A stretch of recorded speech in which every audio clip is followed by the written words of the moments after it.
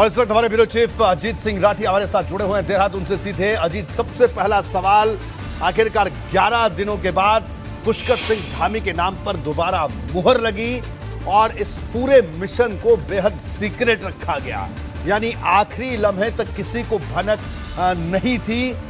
क्या जानकारियां अभी तक सामने आ पाई हैं, क्योंकि हर कोई इस बात को जानना चाह रहा है। जी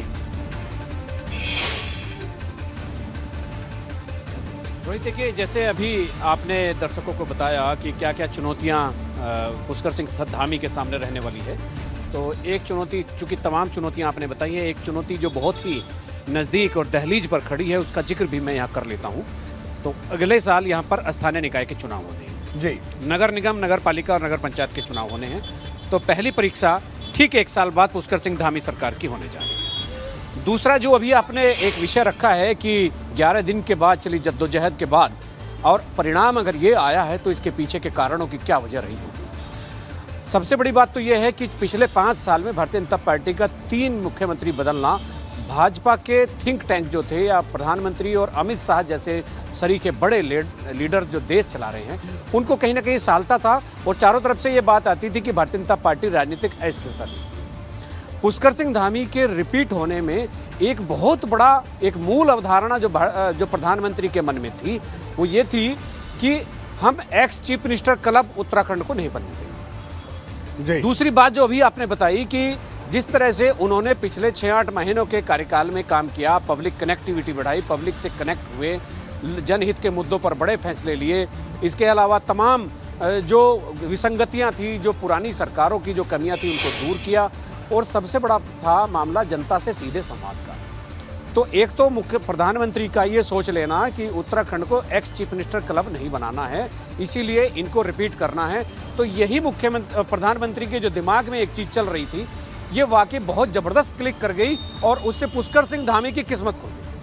गई। और दूसरी बात जो अभी आपने भी गिनाई और मैंने भी गिनाई कि किस तरह से पुष्कर सिंह धामी ने बाद के 8 महीनों में जो सर्वे में जो भारतीय जनता पार्टी 15 से ऊपर नहीं जा रही थी, वो 47 सीटें लेकर आई। एक चीज़ प्रधानमंत्री ने और मानी, जो विश्वसनीय सूत्र बताते हैं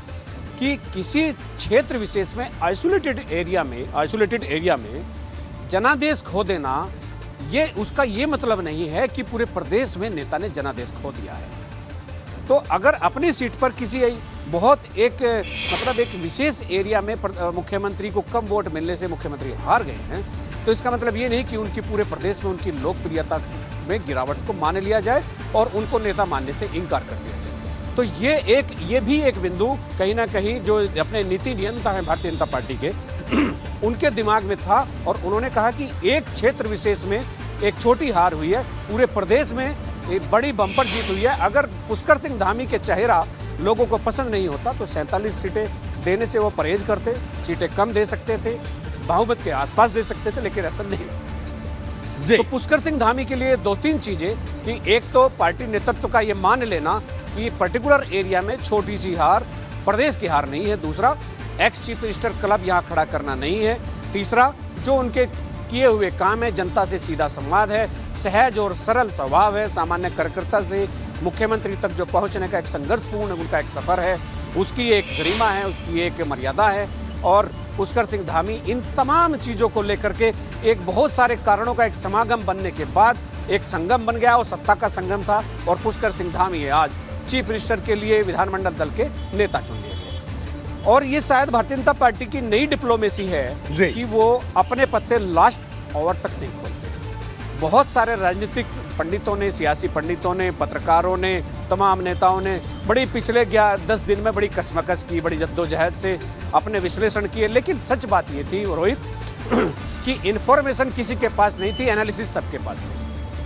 अगर विधायकों में से बनेंगे तो ये 3 नाम हो सकते हैं, रिपीट होंगे तो धामी हो सकते हैं, सांसदों में से बनेंगे तो ये हो सकते हैं, ये 2 सांसद नहीं बनेंगे तो इसलिए नहीं बनेंगे। तो एनालिसिस सबके पास है, इन्फॉर्मेशन किसी के पास नहीं थी। लेकिन ये आपकी लीडरशिप की बात है, आपके नेतृत्व में एबीपी गंगा ने बाकी मीडिया हाउसेज से तकरीबन 4 मिनट पहले इस बात को अपने दर्शकों को बताया कि पुष्कर सिंह धामी चीफ मिनिस्टर बनते हैं और वो विधानमंडल दल के नेता चुन लिए जाते हैं। तो ये आपके नेतृत्व की कुशलता है। यहाँ टीम, एबीपी गंगा की टीम जो काम कर रही थी, बहुत सतर्कता से उन्होंने काम किया और बहुत ही नए नतीजे और मतलब बहुत एडवांस स्टेज पर आकर लेकर आए।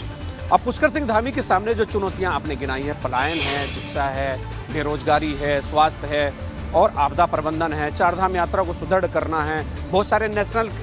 प्रोजेक्ट चल रहे हैं जो प्रधानमंत्री के ड्रीम प्रोजेक्ट हैं, उनको समयबद्ध तरीके से उनमें कोऑपरेशन देना है, स्टेट गवर्नमेंट की तरफ से एनओसी देनी है। जो लाल फीताशाही, नौकरशाही, बाबूशाही जो चलती है जिसकी वजह से प्रोजेक्ट लटकते हैं, उनकी वो लाल फीताशाही खत्म करनी है। चुनौतियां बहुत हैं और परसों जब शपथ ग्रहण समारोह होगा, परसों के आज इस क्षण के बीच में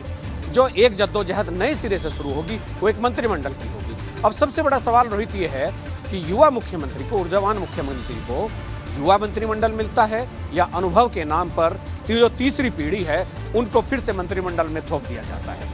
तेज काम करने के लिए तेज तर्रार मुख्यमंत्री के साथ युवा आएंगे या वो अनुभव आएगा, वो बुजुर्गवार लोग आएंगे जो उत्तर प्रदेश के जमाने से विधानसभा के सदस्य रहे। जी बिल्कुल अजीत, बड़े विस्तार से आपने बताया और बिल्कुल एक बार फिर पूरी टीम को, और जिस तरह से पिछले 4 महीने से आप उत्तराखंड की एक एक खबर सबसे पहले दर्शकों तक पहुंचा रहे हैं, तो आज जब बारी थी उत्तराखंड की सबसे बड़ी खबर की, उस खबर को एक बार फिर से एबीपी गंगा ने आपने सबसे पहले दर्शकों के सामने आप लेकर आए।